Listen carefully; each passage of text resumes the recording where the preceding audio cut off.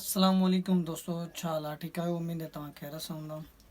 दोस्तों, अॼु जे हिन वीडियो में मां तव्हांखे ॿुधाईंदुमि तव्हां पंहिंजे टिकटॉक तां लाइव कीअं अची सघो था। ठीकु आहे, ऐं उन जे लाइ कहिड़ा प्रोसेस हूंदा, कहिड़ो VPN खपे, छा या आउट ऑफ कंट्री जी सिम हुजे, मां तव्हांखे हिन वीडियो में ॿुधाईंदुमि। वीडियो शुरू करण खां पहिरीं तव्हांखे गुज़ारिश आहे त मुंहिंजे YouTube channel Sindhi vlogger 1 million खे तव्हां सब्सक्राइब कयो।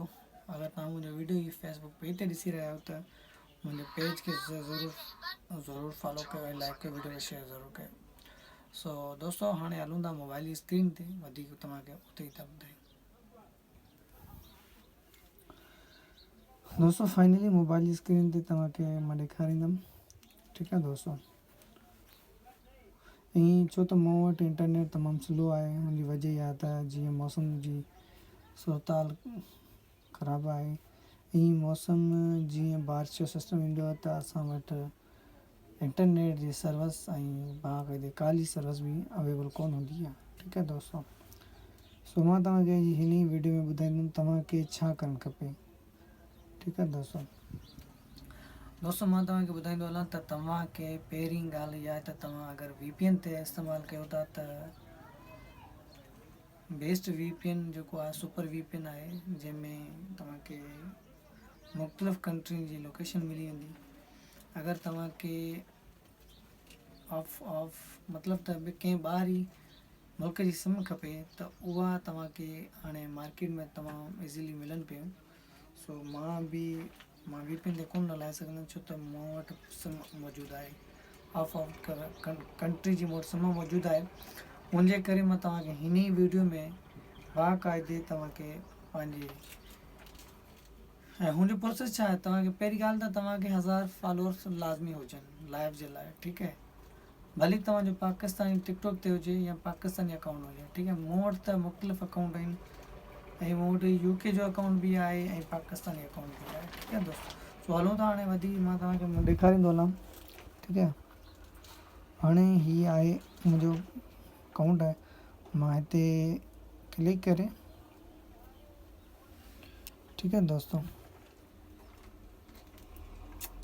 हाणे तव्हां ठीकु आहे दोस्तों, नेट तमामु स्लो आहे मूं वटि।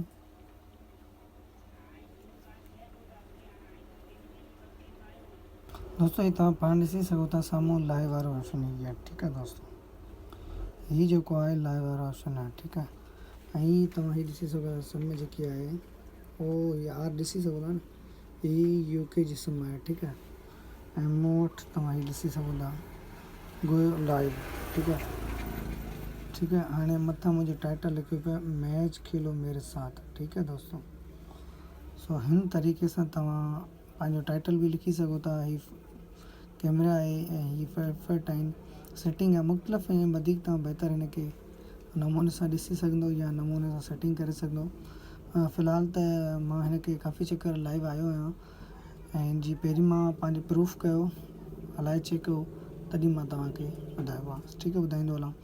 सो गो लाइव ते क्लिक करे मां तव्हांखे, छो त मूं इंटरनेट तमामु स्लो तव्हां ॾिसी सघो था। ठीकु आहे, ऐं गो लाइव ते क्लिक कंदो तव्हांजो लाइव स्टार्ट थी वेंदो। ठीकु आहे, सो हिन तरीक़े सां तव्हां लाइव अची सघो था। ऐं लाइव जेके खेॾंदा आहिनि मुख़्तलिफ़ जेका वॾा टिकटॉकर आहिनि, उहे मैच खेॾंदा आहिनि, पनिशमेंट लॻाराईंदा आहिनि, उहो कीअं कंदा आहिनि उहो मां नेक्स्ट वीडियो में तव्हांखे ॿुधाईंदुमि। ठीकु आहे दोस्तों, सो अॼु जे वीडियो में एतिरो ई, मूंखे ॾींदा इजाज़त, ऐं तव्हांखे गुज़ारिश आहे अञा ताईं मुंहिंजे YouTube channel Sindhi vlogger 1 million खे तव्हां लाइक सब्सक्राइब न कयो त सब्सक्राइब कयो। अगरि मुंहिंजे फेसबुक पेज ते वीडियो तव्हां ॾिठो आहे त मुंहिंजे पेज खे लाज़मी लाइक कयो ऐं शेयर कयो।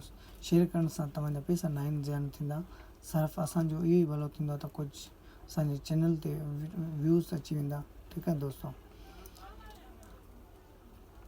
सो हिन तरीक़े सां तव्हां पंहिंजे यूट्यूब ते लाइव अची सघो था। ठीकु आहे, हीअ लाइव स्टार्ट थी वियो। सो वीडियो जो एंड थो कयां।